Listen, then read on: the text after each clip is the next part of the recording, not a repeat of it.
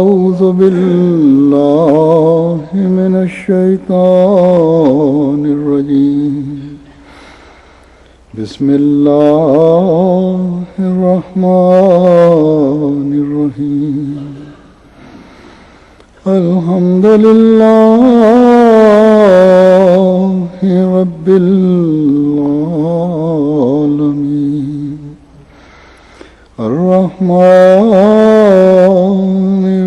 الرحيم مالك يوم الدين إياك نعبد وإياك نستعين اهدنا الصراط المستقيم صراط الذين أنعمت عليهم غير المغضوب عليهم ولا الضالين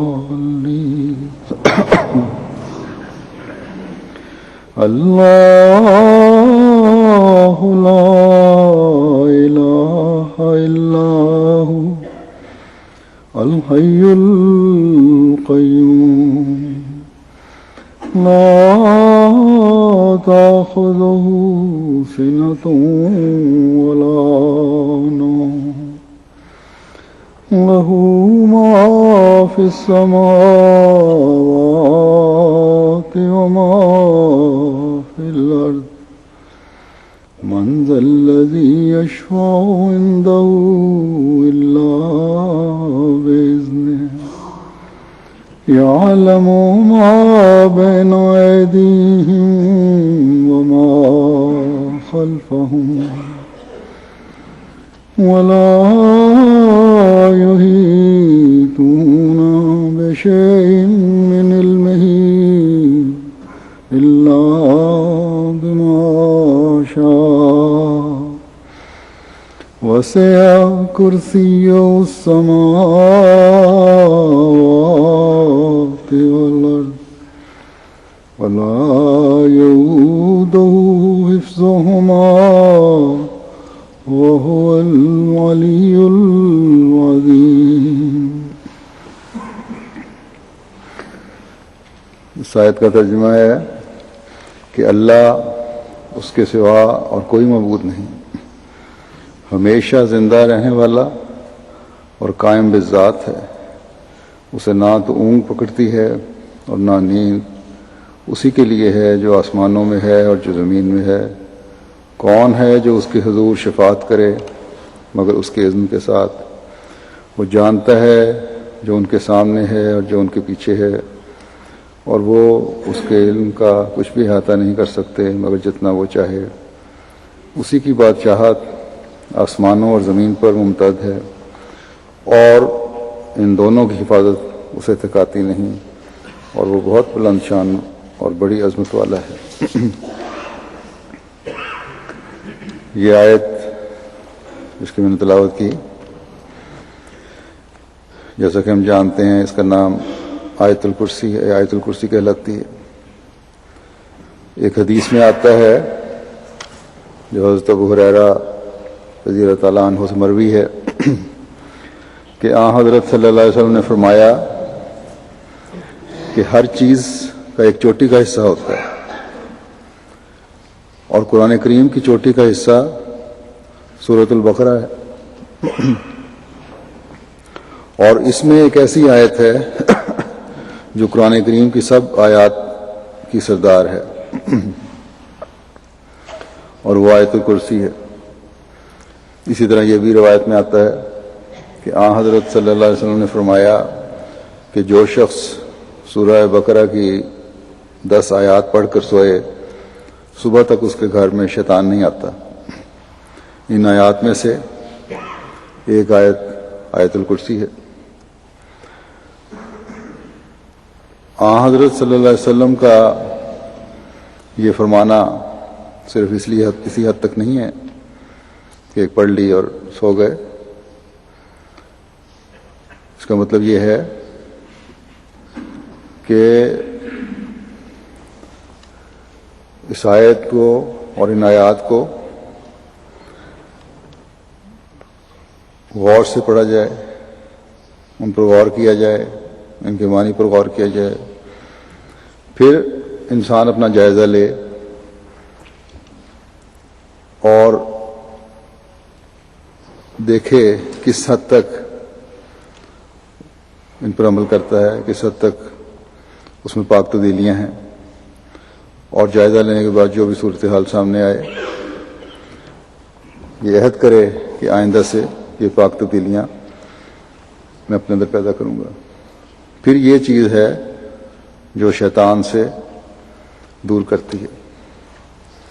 جن 10 آیتوں کا ذکر کیا گیا ہے ان میں سے پہلی 4 آیات جو ہیں وہ سورہ بقرہ کی پہلی 4 ان میں سے 4 آیات سورہ بقرہ کی پہلی 4 آیات ہیں، جن میں ایک مومن کی پاکیزہ عملی زندگی کا نقشہ کھینچا ہے، اور جیسا کہ میں نے کہا ایک آیت الکرسی ہے اور اس کے ساتھ کی 2 آیات ہیں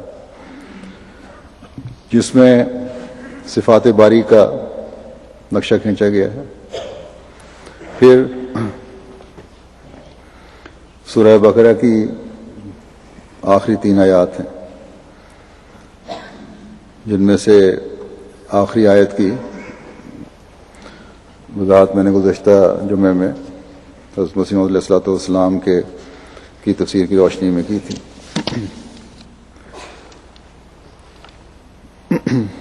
گو اس وقت مضمون تو آیت الکرسی کا ہی بیان ہوگا، لیکن اس سے پہلے سورہ بقرہ کی پہلی 4 آیات میں سے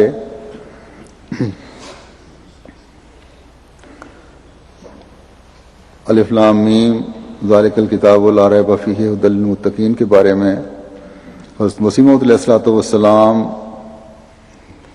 کا جو تفسیر بیان فرمائی ہے اس میں سے ایک اقتباس میں پڑھوں گا، جو اللہ تعالیٰ کے پاک کلام قرآن کریم کی وسعتوں کی طرف، اس کو سمجھنے کی طرف ہماری رہنمائی کرتا ہے، اور جس کو ذہن میں رکھتے ہوئے قرآن کریم کو سمجھنا آسان بھی ہے اور صحیح طرح سمجھ سکتا ہے انسان۔ حضرت مسیح موعود علیہ الصلوۃ والسلام فرماتے ہیں کہ جب تک کسی کتاب کی علل اربع کامل نہ ہوں وہ کامل کتاب نہیں کہلا سکتی۔ علل اربع کا مطلب ہے کہ 4 بنیادی خصوصیات اور وجوہات نہ ہوں جن میں، تو یہ 4 بنیادی خصوصیات کامل ہوں تبھی وہ کتاب کامل کہلا سکتی ہے۔ آپ فرماتے ہیں اس لیے خدا تعالیٰ نے ان آیات میں قرآن شریف کی علل اربع کا ذکر فرمایا ہے، اور وہ 4 ہیں۔ نمبر 1 علت فاعلی، نمبر 2 علت مادی، نمبر 3 علت صوری، اور 4 علت غائی۔ فرمایا کہ ہر 4 کامل درجہ پر ہیں۔ پس الف لام میم علت فاعلی کے کمال کی طرف اشارہ کرتا ہے، جس کے معنی ہیں کہ ان اللہ عالم، یعنی کہ میں جو خدائے عالم الغیب ہوں، میں نے اس کتاب کو اتارا ہے، پس چونکہ خدا اس کتاب کی علت فاعلی ہے اس لیے اس کتاب کا فاعل ہر ایک فاعل سے زبردست اور کامل ہے۔ پس قرآن کریم کے کامل کتاب ہونے کی سند اور غیروں کو چیلنج ابتدا میں ہی ان 3 حروف میں خدا تعالیٰ نے دے دیا۔ اس پر ایمان لانے والوں کو کسی بھی قسم کا خوف اور احساس کمتری نہیں ہونا چاہیے، کسی قسم کے خوف اور احساس کمتری میں مبتلا ہونے کی ضرورت نہیں ہے کہ یہ اس خدا کا کلام ہے جس کے کاموں کی کونا تک بھی انسان نہیں پہنچ سکتا.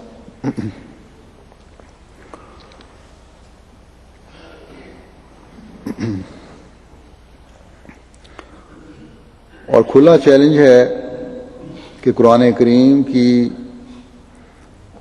ایک سورج جیسی بھی سورت تمام مددگاروں کے سمیت اپنے ساتھ ملا لو مددگاروں کو لے کے آؤ تو نہیں لا سکتے. تو بہرحال اس بات کی تفصیل میں تو میں نہیں جا رہا. مختصر یہ کہ قرآن کریم کامل کتاب اس لیے ہے کہ اس کو اتارنے والا کامل اور سب قدرتوں اور طاقتوں کا مالک اور عالم الغیب خدا ہے. دوسری بات یہ فرمائی کہ علت مادی کی طرف اشارہ کرتا ہے یہ فکرہ کہ ذالک الکتاب، یعنی یہ وہ کتاب ہے جس نے خدا کے علم سے خلت وجود پہنا ہے، اور اس میں کوئی شک نہیں کہ خدا تعالیٰ کا علم تمام علوم سے کامل تر ہے. بلکہ اللہ تعالیٰ تو فرماتا ہے کہ میرے علم کی وسعتوں کی انتہا نہیں ہے، انسان اس کا احاطہ کر ہی نہیں سکتا. اللہ تعالیٰ نے اپنے کامل اور وسیع علم سے کچھ حصہ اپنے پیارے نبی صلی اللہ علیہ وسلم کے ذریعہ اس کتاب میں ہمیں بتایا. اور پھر تیسری چیز حضرت مسیح موعود علیہ الصلوۃ والسلام نے بیان فرمایا اور علت سوری کے کمال کی طرف اشارہ کرتا ہے یہ فکرہ لا ریب فی، یعنی یہ کتاب ہر ایک غلطی اور شک و شبہ سے پاک ہے. اور اس میں کیا شک ہے کہ جو کتاب خدا تعالیٰ کے علم سے نکلی ہے وہ اپنی صحت اور ہر ایک عیب سے مبرہ ہونے میں بے مثل و بے مانند ہے، اور لا ریب ہونے میں اکمل اور اتم ہے. پھر آپ نے فرمایا کہ اور علت غائی، یعنی اس کی بنیادی وجہ جو ہے علت غائی کے کمال کی طرف اشارہ کرتا ہے یہ فکرہ کہ ہدی للمتقین، کہ یعنی یہ کتاب ہدایت کامل متقین کے لیے ہے، اور جہاں تک انسانی سرشت کے لیے زیادہ سے زیادہ ہدایت ہو سکے وہ اس کتاب کے ذریعے سے ہوتی ہے. ہدایت اور عرفان الہی کے بھی مدارج ہیں. اس قرآن کریم کی تعلیم پر غور اور عمل ہدایت اور عرفان الہی کی نئی سے نئی راہیں کھولتا ہے. یہ چار باتیں ہیں قرآن پڑھتے وقت اگر ہمارے سامنے ہوں اور ان پر ایمان اور یقین ہو تو قرآن کریم کو سمجھنے اور اس کا صحیح ادراک حاصل کرنے کی طرف رہنمائی ملتی ہے. اب میں آیت الکرسی کی کچھ وضاحت کروں گا. اس آیت میں بھی خدا تعالیٰ کے جامع صفات اور وسیع تر ہونے کا مضمون ہے. اس آیت کی ابتدا ہی اللہ تعالیٰ کے نام سے ہوتی ہے. اللہ کیا ہے؟ حضرت مسیح موعود علیہ الصلوۃ والسلام فرماتے ہیں کہ اللہ جو خدا تعالیٰ کا ذاتی اسم ہے اور جو تمام جمیع صفات کا مستجمع ہے، فرمایا کہتے ہیں کہ اسم اعظم یہی ہے اور اس میں بڑی بڑی برکات ہیں، لیکن جس کو وہ اللہ یاد ہی نہ ہو وہ اس سے کیا فائدہ اٹھائے گا. بس جب ایک انسان مومن ہونے کا دعویٰ کرتا ہے تو اسے اللہ تعالیٰ کو سب طاقتوں کو سرچشمہ یقین کرنا اور اسے تمام صفات کا اس حد تک احاطہ کیے ہوئے سمجھنے پر ایمان ہونا چاہیے جہاں تک انسان کے فہم و ادراک کی رسائی نہیں ہو سکتی، جو بے کنار ہے. اور جب یہ ایمان ہوگا تو تبھی ہر موقع پر خدا تعالیٰ یاد رہے گا. بہت سی برائیوں میں انسان اس لیے مبتلا ہو جاتا ہے یا اللہ تعالیٰ کے احکامات کے بجا لانے میں حقوق اللہ اور حقوق العباد کی ادائیگی میں سستی اس لیے ہو جاتی ہے کہ اللہ تعالیٰ یاد نہیں رہتا ہر وقت انسان بھول جاتا ہے کہ خدا تعالیٰ کی ہر لمحہ اور ہر آن مجھ پر نظر ہے۔ حضرت مسیح موعود علیہ الصلوۃ والسلام ایک جگہ فرماتے ہیں کہ خدا نے مجھے مخاطب کر کے فرمایا کہ میں اپنی جماعت کو اطلاع دوں کہ جو لوگ ایمان لائے، ایسا ایمان جو اس کے ساتھ دنیا کی ملونی نہیں، اور وہ ایمان نفاق یا بزدلی سے آلودہ نہیں، اور وہ ایمان اطاعت کے کسی درجے سے محروم نہیں، ایسے لوگ خدا کے پسندیدہ لوگ ہیں۔ اور خدا فرماتا ہے کہ وہی ہیں جن کا قدم صدق کا قدم ہے۔ تو یہ کم از کم کوشش ہے جو ہمیں اپنے اللہ پر ایمان لانے اور پھر ترقی کی طرف قدم بڑھانے کے لیے کرنی چاہیے، اس کا بیان حضرت مسیح علیہ الصلوۃ والسلام نے فرمایا ہے۔ اس آیت میں جو اللہ تعالیٰ نے شروع اس طرح کیا کہ اللہ لا الہ الا ہو، یعنی صرف اللہ کو دیکھو کہ وہی تمہارا معبود ہے، اس کے علاوہ اور کوئی معبود نہیں ہے۔ یہ واضح فرما دیا کہ اللہ ہی تمام صفات کا جامع اور تمام قدرتوں کا مالک ہے، اور اس ناطے وہی اس بات کا حقدار ہے کہ اس کی عبادت کی جائے، اور تمام جھوٹے خداؤں سے کنارہ کشی کرتے ہوئے، بچتے ہوئے صرف اسی واحد خدا کے سامنے جھکا جائے۔ تو اگر فرمایا کہ اس واحد خدا کے سامنے جھکو گے تو پھر ہی دنیا و آخرت کے انعامات سے فیض پا سکتے ہو۔ دنیا میں ہر چیز کا بدل مل سکتا ہے، لیکن خدا تعالیٰ کا کوئی بدل نہیں۔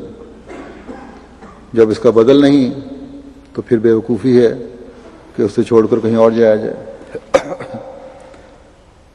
یا عارضی طور پر ہی اپنی ترجیحات کو بدل دیا جائے۔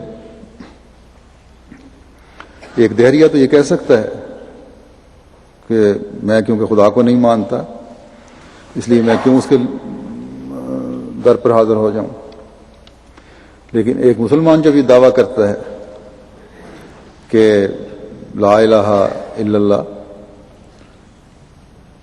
اور پھر دنیاوی ذریعوں کو خدا سے زیادہ اہمیت دیتا ہے، تو یہ یقیناً اس کی بدقسمتی ہے۔ اس بارے میں حضرت مسیح موعود علیہ الصلوۃ والسلام فرماتے ہیں کہ وہ خدا جو لا شریک ہے، جس کے سوا کوئی بھی پرستش اور فرمانبرداری کے لائق نہیں، یہ اس لیے فرمایا کہ اگر وہ لا شریک نہ ہو تو شاید اس کی طاقت ہر دشمن کی طاقت پر دشمن کی طاقت غالب آ جائے۔ اس صورت میں خدائی معرض خطرے میں رہے گی، اللہ تعالیٰ کا مقام اور اس کی قدرتیں خطرے میں پڑ جائیں گی۔ اور یہ جو فرمایا کہ اس کے سوا کوئی پرستش کے لائق نہیں، اس سے یہ مطلب ہے کہ وہ ایسا کامل خدا ہے جس کی صفات اور خوبیاں اور کمالات ایسے اعلیٰ اور بلند ہیں کہ اگر موجودات میں سے بوجہ صفات کاملہ کے ایک خدا انتخاب کرنا چاہیں یا دل میں عمدہ سے عمدہ یا اعلیٰ سے اعلیٰ خدا کی صفات فرض کریں تو وہ سب اعلیٰ وہ سب اعلیٰ جس سے بڑھ کر کوئی اعلیٰ نہیں ہو سکتا، وہ سب سے اعلیٰ ہے جس سے بڑھ کر کوئی اعلیٰ نہیں ہو سکتا۔ وہی خدا ہے جس کی پرستش میں ادنا کو شریک کرنا ظلم ہے۔ بس ایک مومن کے دل میں خوف خدا پیدا ہوتا ہے جب وہ حضرت مسیح موعود علیہ الصلوۃ والسلام کے اس فکرے کو سامنے رکھتے ہوئے کہ وہی خدا ہے جس کی پرستش میں ادنا کو شریک کرنا ظلم ہے، اپنے نفس کا جائزہ لیتا ہے۔ کئی باتیں ہمارے سامنے آتی ہیں، ہمارے سے روزانہ ہو جاتی ہیں، جس میں ہم لاشعوری طور پر بہت سی چیزوں کو خدا تعالیٰ کا شریک بنا کر اپنے آپ پر ظلم کر رہے ہوتے ہیں۔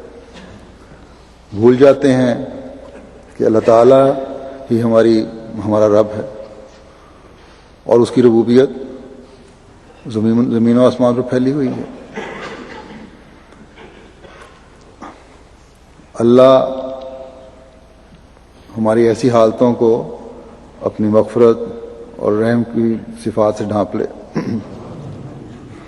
لا الہ الا انت سبحانک انی کنت من الظالمین، کہ تیرے سوا کوئی معبود نہیں، تو پاک ہے، میں یقیناً ظالموں میں سے ہوں۔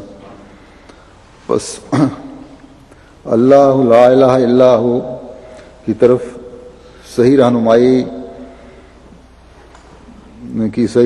کی طرف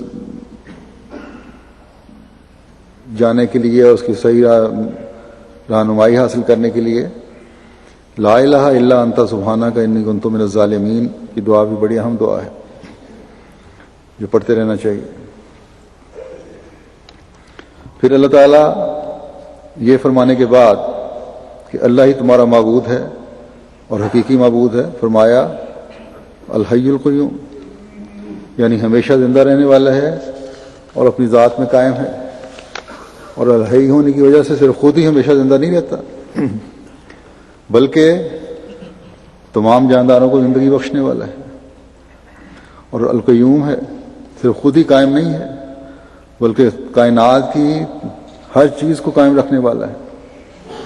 حضرت مسیح موعود علیہ الصلوۃ والسلام ایک جگہ فرماتے ہیں، اس آیت کے لفظی معنی یہ ہیں کہ زندہ خدا وہی خدا ہے اور قائم بالذات وہی خدا ہے، بس جب وہی ایک خود زندہ ہے اور وہی ایک قائم بالذات ہے تو اس سے صاف ظاہر ہے کہ ہر ایک شخص جو اس کے سوا نظر آتا ہے وہ اسی کی زندگی سے زندہ ہے، اور ہر ایک جو زمین یا آسمان میں قائم ہے وہ اسی کی ذات سے قائم ہے۔ بس اپنے زندہ اور قائم ہونے اور زندہ اور قائم رکھنے کا حوالہ دے کر مومنوں کو یہ تسلی دلا دی کہ تم دنیاوی دباؤ اور دنیاوی لالچوں کے زیر اثر کبھی نہ آنا، اور جو وعدے میں نے مومنوں سے کیے ہیں ان پر پوری طرح یقین رکھنا۔ تمہاری نسلوں کی زندگی اور بقا بھی میرے ساتھ جڑے رہنے سے وابستہ ہے، اور جماعتی زندگی اور بقا بھی میرے ساتھ جڑے رہنے سے وابستہ ہے۔ حالات کی وجہ سے دنیاوی ذرائع پر انحصار کرنے کا سوچنے نہ لگ جانا۔ میری عبادت کرتے رہو، میری طرف جھکے رہو، تو اسی میں تمہاری زندگی ہے اور اسی میں تمہاری بقا ہے۔ ایک دوسری جگہ خدا تعالیٰ فرماتا ہے کہ وَتَوَكَّلْ عَلَى الْحَيِّ الَّذِي لَا يَمُوتُ وَسَبِّحْ بِحَمْدِهِ، اور تو اس پر توکل رکھ جو زندہ ہے اور سب کو زندہ رکھتا ہے، کبھی نہیں مرتا، اور اس کی تعریف کے ساتھ اس کی تسبیح کر۔ بس ایک مومن حالات کی وجہ سے اللہ تعالیٰ کی ذات یا کسی صفت کے بارے میں شک میں نہیں پڑتا، بلکہ مشکلات اسے حی و قیوم اور قادر اور مجیب خدا کے سامنے اور زیادہ جھکنے والا بناتے ہیں۔ پھر خدا تعالیٰ نے لا تأخذہ سنۃ ولا نوم کہہ کر یہ بھی واضح فرما دیا کہ کبھی کسی مومن کے دل میں یہ خیال نہیں آنا چاہیے کہ اللہ تعالیٰ زندہ رکھنے اور قائم رکھنے سے نیند یا اونگ کی حالت میں غافل ہو سکتا ہے۔ یاد رکھو کہ اللہ تعالیٰ کی صفات نامحدود ہیں، نہ ہی اسے کسی قسم کی کمزوری ان صفات سے عدم توجہی کی طرف لے جاتی ہے۔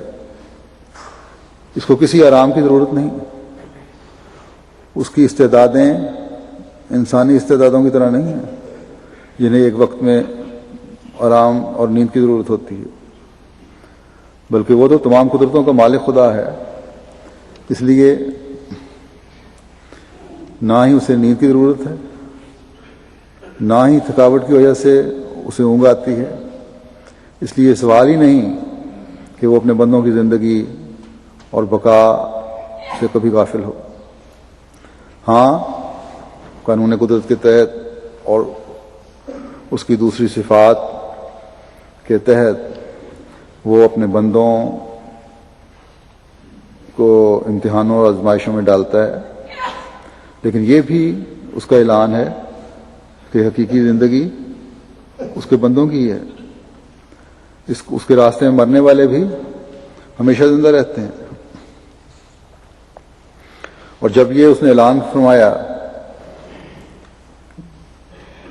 کہ میرے نبی کی جماعت ہی زندہ اور غالب رہنے والی ہے، تو اس بات کو بھی پورا کر کے دکھایا کہ وہ زندہ رہتی ہے اور غالب رہتی ہے۔ پھر فرمایا لہو ما فی السماوات و ما فی الارض، اسی کا ہے جو آسمانوں میں ہے اور جو زمین میں ہے۔ اس بات پر بھی کسی کو شبہ اور شک نہیں ہونا چاہیے کہ اگر اللہ تعالیٰ نے کہا تو یہی ہے کہ میں اور میرے رسول غالب آئیں گے، لیکن یہ کس طرح ہوگا؟ کیونکہ اگر دنیاوی لحاظ سے دیکھا جائے اور وسائل کو پیش نظر رکھا جائے تو یہ غلبہ مشکل نظر آتا ہے، یا بڑی دور کی بات نظر آتی ہے۔ لیکن جب حضرت صلی اللہ علیہ وسلم کو خدا تعالیٰ نے قرآن کریم میں فرمایا کہ کتب اللہ لأغلبن انا ورسلی، تو باوجود نامساعد حالات کے اسے سچ کر دکھایا۔ اسی طرح جب حضرت مسیح علیہ الصلوۃ والسلام سے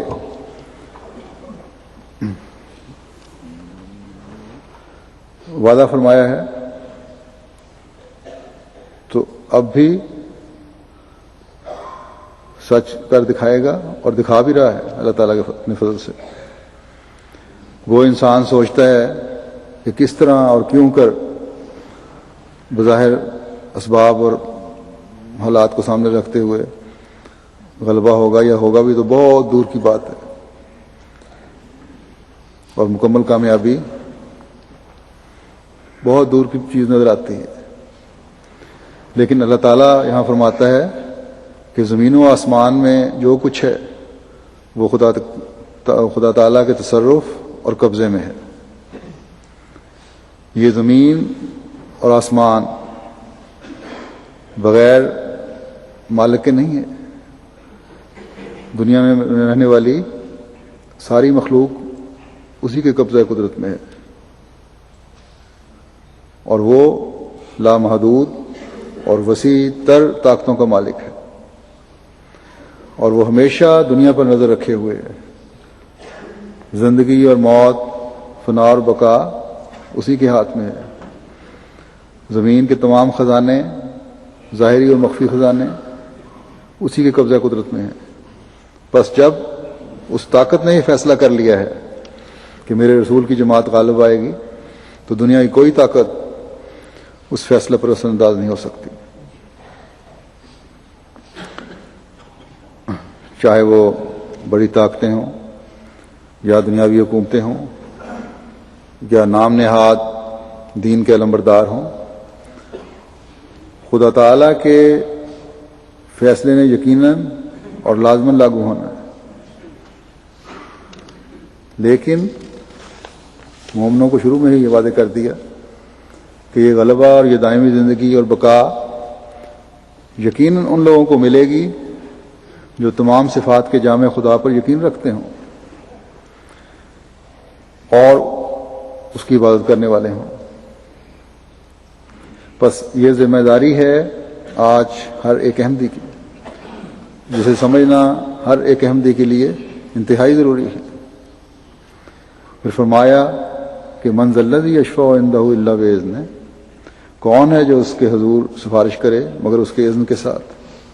بس اللہ تعالیٰ کے حضور کسی کی سفارش کام نہیں آئے گی مگر صرف اس کی جسے اللہ تعالیٰ نے اختیار دیا یا اذن دے گا۔ اور احادیث میں آتا ہے کہ حضرت صلی اللہ علیہ وسلم کو اللہ تعالیٰ کا اذن ہوگا تو آپ سفارش کریں گے۔ تو آپ صلی اللہ علیہ وسلم کے شفیع ہونے سے کیا مراد ہے؟ اس بارے میں مختلف حوالوں سے حضرت مسیح موعود علیہ الصلوۃ والسلام نے وضاحت فرمائی ہے۔ ایک جگہ فرماتے ہیں کہ ہاں سچا شفیع اور کامل شفیع حضرت صلی اللہ علیہ وسلم ہیں، جنہوں نے قوم کو بت پرستی اور ہر قسم کے فسق و فجور کی گندگیوں اور ناپاکیوں سے نکال کر اعلیٰ درجے کی قوم بنا دیا۔ بس جب حدیث سے یہ پتہ چلتا ہے کہ اللہ تعالیٰ کے اذن سے آپ صلی اللہ علیہ وسلم شفاعت فرمائیں گے تو اس وقت ان لوگوں کی شفاعت ہوگی جو شرک سے پاک ہوں گے، ایک خدا کی عبادت کرنے والے ہوں گے، فسق و فجور سے بچنے کی کوشش کرنے والے ہوں گے، اور اگر چھوٹی چھوٹی کمزوریوں سے سرزد ہو بھی جاتی ہیں تو پھر اللہ تعالیٰ بھی آپ کی شفاعت سے صرف نظر فرمائے گا۔ اس بات کو مزید کھول کر ایک جگہ حضرت مسیح صاحب نے یوں فرمایا ہے کہ یہ ہرگز نہیں سمجھنا چاہیے کہ شفاعت کوئی چیز نہیں۔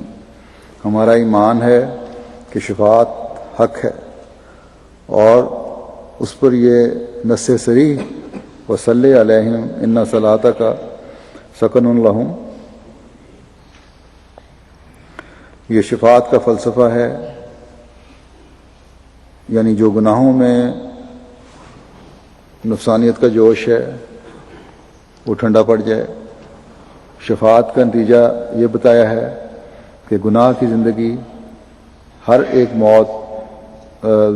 گناہ کی زندگی پر ایک موت وارد ہو جاتی ہے، اور نفسانی جوشوں اور جذبات میں ایک برودت آ جاتی ہے جس سے گناہوں کا صدور بند ہو کر ان کے بالمقابل نیکیاں شروع ہو جاتی ہیں۔ یعنی نفسانی جوشوں میں اور جذبات میں کمی آ جاتی ہے، ان میں ٹھنڈ پڑ جاتی ہے، جس سے گناہوں کا صادر ہونا یا عمل ہونا کم ہو جاتا ہے اور نیکیاں اس کے مقابلے میں شروع ہو جاتی ہیں۔ بس شفاعت کے مسئلے نے اعمال کو بیکار نہیں کیا بلکہ اعمال حسنہ کی تحریک کی ہے۔ آپ فرماتے ہیں پس شفاعت کے مسئلے نے اعمال کو بیکار نہیں کیا بلکہ اعمال حسنہ کی تحریک کی ہے۔ بس حضرت صلی اللہ علیہ وسلم کی شفاعت اس دنیا میں ہی شروع ہو گئی تھی، اور یہ مشروط ہے نیک اعمال کے ساتھ۔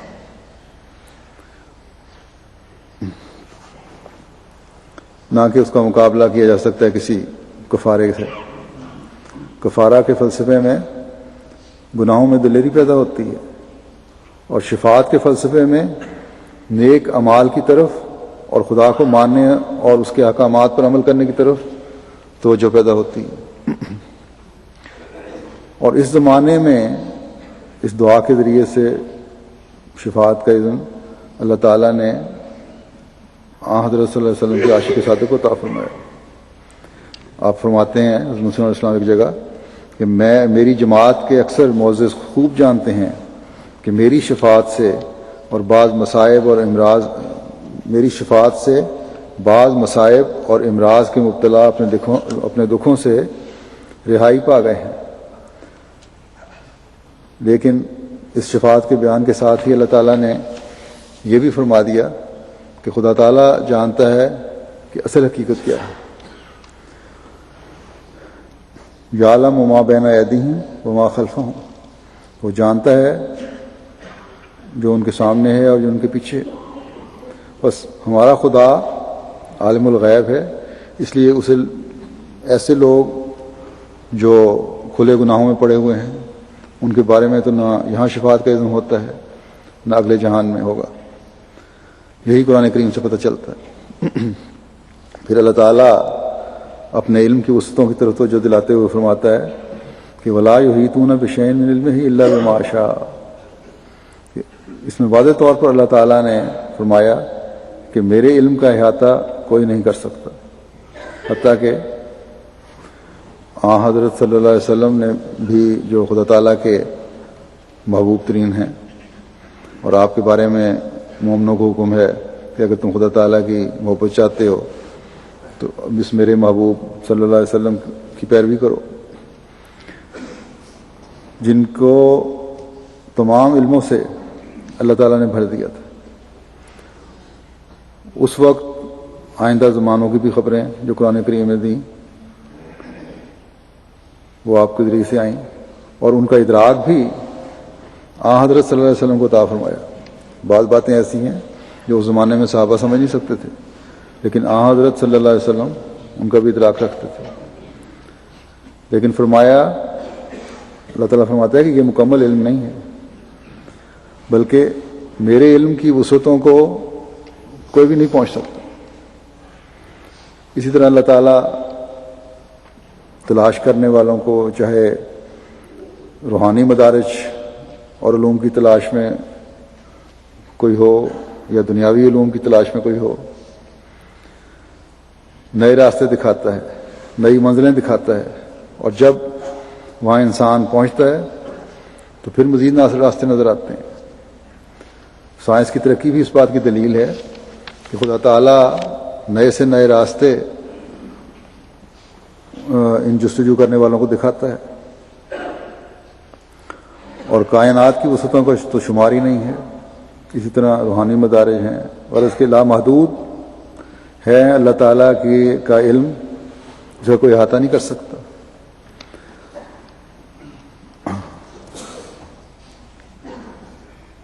اور نہ صرف خدا تعالیٰ کی ہستی کا احاطہ نہیں ہو سکتا، بلکہ اس کائنات کی پیدائش کا بھی احاطہ نہیں کیا جا سکتا. خدا ہی ہے جب چاہتا ہے کچھ راز جو ہیں انسانوں پر ظاہر فرما دیتا ہے یا کچھ علم دے دیتا ہے، اور یہ بات پھر انسان کو اللہ تعالیٰ کی طرف پھیرنے والا بنانے والی ہونی چاہیے، جو تمام صفات کا جامع اور لامحدود ہے. پھر فرمایا وسع کرسیہ السماوات والارض، کیونکہ اس کی بادشاہت زمین پر پھیلی ہوئی ہے اور آسمان پر پھیلی ہوئی ہے. وہ تمام کائنات کی اور جتنی بھی کائناتیں ہیں ان میں موجود ہر چیز کو زندگی دینے والا اور قائم رکھنے والا ہے. تمہارا علم محدود ہے، وہی تمہیں علم دیتا ہے. جس حد تک استعدادوں نے ترقی کی ہے یا کوشش کی ہے اس حد تک علم دیتا ہے، لیکن یہ علم بھی صرف اس حد تک ہے جس حد تک خدا تعالیٰ چاہتا ہے. اس لیے وہی اس بات کا حقدار ہے کہ اس کے آگے جھکو اور تمام باطل معبودوں کو چھوڑ دو. اسی کی حکومت زمین و آسمان تک پھیلی ہوئی ہے.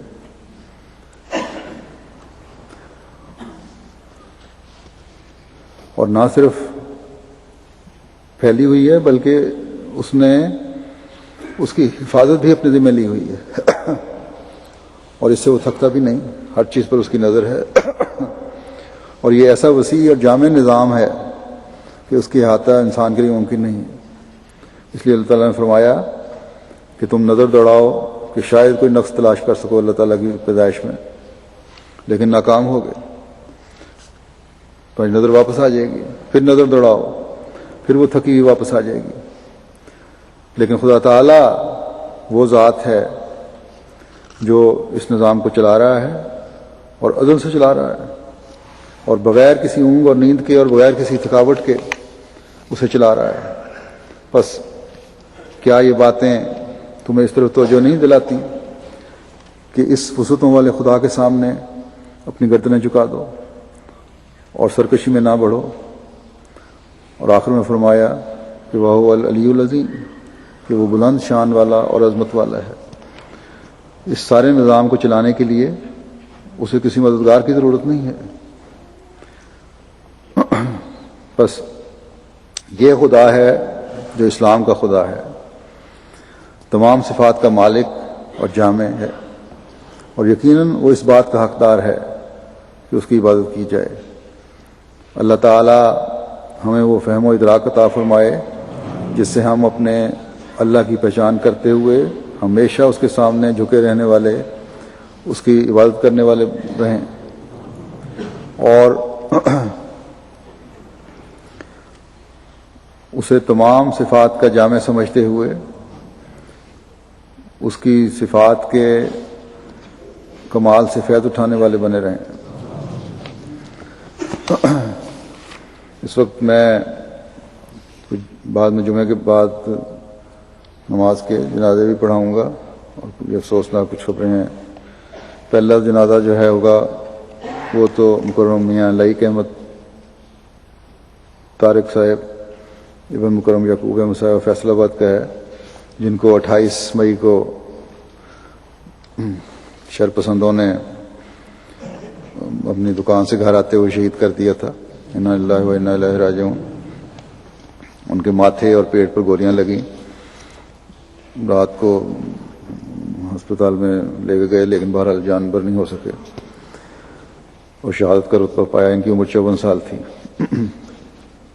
یہ اپنے گھر کے سامنے ہی آ رہے تھے، بیٹا ان کا پہلے گھر میں آ گیا موٹر سائیکل پر، اس نے دیکھا 2-3 آدمی کار پہ کھڑے ہیں گھر کے سامنے، تو اس کو دیکھ کے بیٹے نے فون کرنے کی کوشش کی، لیکن یہ پیچھے کار میں آ رہے تھے، جلدی پہنچ گئے، اور ایک جگہ سپیڈ بریکر کے پاس جب کار ہلکی کی تو وہیں ان بدبختوں نے فائر کیا، جو ماتھے پہ گولی لگی، اور پھر قریب جا کے اور فائر کیے۔ تو بہرحال اللہ تعالیٰ شہید کے درجات بلند فرمائے، اور ان کے لواحقین کو بھی صبر جمیل عطا فرمائے۔ آپ موسی تھے، اور آپ کے والد کے پردادا بھی حضرت فضل اللہ صاحب حضرت مسیح علیہ الصلوۃ والسلام کے صحابی تھے، جماعت کی خدمات کرتے تھے، مختلف عہدوں پر خدمات کا موقع ملا، بڑے محبت کرنے والے تھے۔ آپ کی عثمان گان میں آپ کی والدہ ہیں، بوڑھی ہیں 78 سال کی، اور اہلیہ کے علاوہ 3 بیٹے اور 2 بیٹیاں ہیں، 3 بیٹیاں اور 2 بیٹے۔ آپ کے ایک بھائی یہاں رہتے ہیں، انہوں نے مجھے بتایا کہ ان کی وفات کا سن کے جب انہوں نے والدہ کو فون کیا تو یہ تو اپنے جذبات پر کنٹرول نہیں رکھ رہے تھے، لیکن والدہ نے ان کو تسلی دلائی کہ تم جذباتی ہونے کی کیا ضرورت ہے، مجھے تو بڑا فخر ہے کہ میں شہید کی ماں بن گئی ہوں۔ تو یہ مائیں ہیں جو حضرت مسیح علیہ الصلوۃ والسلام کی بیعت میں آ کر جن کے نمونے ہمیں نظر آتے ہیں، جو قرون اولیٰ میں نظر آتے تھے۔ دوسرا جنازہ ہے غلام مصطفیٰ صاحب، اسسٹنٹ سب انسپکٹر پولیس کا، جن کی عمر بھی 49 سال تھی، اور پچھلے دنوں میں جو لاہور میں بم دھماکہ ہوا ہے جس بلڈنگ میں، وہاں ان کی بھی شہادت ہوئی۔ اس میں پھر ایک جنازہ ہے ممتاز بیگم صاحبہ کا، اہلیہ مکرم نثار احمد صاحب آف چنئی انڈیا کا۔ یہ 30 مئی کو وفات پا گئی تھیں، اور ایک چھوٹی بچی ہے ان کی 8 سالہ، بیمار ہوئیں۔ یہاں جماعت کی مخالفت بڑے زوروں پر ہے، اس جگہ بھی ہندوستان میں سینٹ تھامس ماؤنٹ میں مسلمانوں کا ایک عام قبرستان ہے۔ یہ گزشتہ 30 سال سے احمدی وہاں جنازوں کی تدفین کر رہے تھے اپنے بھی۔ تو جب مرحومہ کی تدفین کے لیے وہاں گئے تو اچانک ادھر گرد سے مسلمان مولوی اکٹھے ہو گئے، اور انہوں نے کہا یہ مسلمانوں کا قبرستان ہے، یہاں ہم اس کو تدفین نہیں کرنے دیں گے۔ اور خیر یہ تدفین تو ہو گئی، احمدی واپس آ گئے۔ تو تو کچھ دیر کے بعد مزید لوگ اکٹھے ہو کے وہاں گئے اور انہوں نے قبر کھود کر نعش کو باہر نکال کے رکھ دیا، اور پولیس وہاں موجود رہی کہ ہم تو کچھ کر نہیں سکتے تھے مولویوں کے آگے۔ ہر جگہ اسلام کے نام کو بدنام کرنے میں ان مولویوں نے جو دین کے علم کے علمبردار بنے پھرتے ہیں، صف اول کے ان لوگوں میں شامل ہیں، اس لیے ان کے بارے میں علماء سوء کا لفظ استعمال کیا جاتا ہے۔ تو بہرحال دوبارہ پھر پولیس نے دوسرے قبرستان میں ان کو دفنا دیا۔ ان کا بھی جنازہ پڑھاؤں گا۔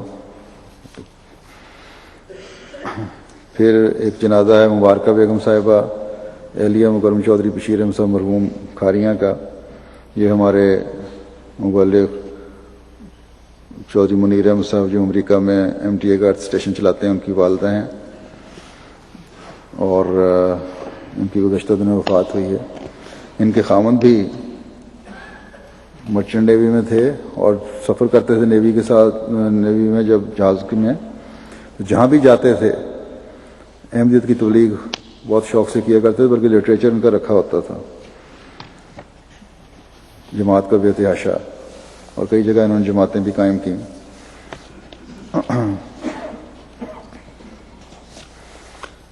یہ ان کی اہلیت تھی۔ چوتھا جنازہ جعفر احمد خان کا ہے، جو نواب عباس احمد خان صاحب مرحوم کے بیٹے تھے۔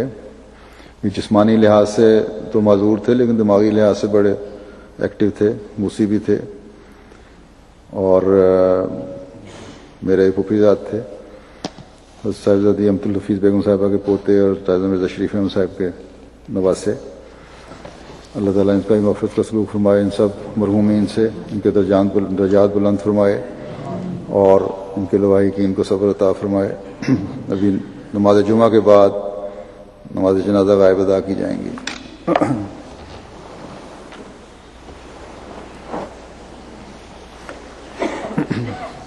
الحمد للہ نحمدہ ونستعینہ ونستغفرہ ونؤمن بہ ونتوکل علیہ ونعوذ باللہ من شرور انفسنا ومن سیئات اعمالنا من يهده الله فلا مضل له ومن يضلله فلا هادي له ونشهد أن لا إله إلا الله ونشهد أن محمدا عبده ورسوله عباد الله رحمكم الله إن الله يأمر بالعدل والإحسان وإيتاء ذي القربى وينهى عن الفحشاء والمنكر والبغي يعظكم لعلكم تذكرون اذكروا الله يذكركم وادعوه يستجب لكم ولذكر الله أكبر۔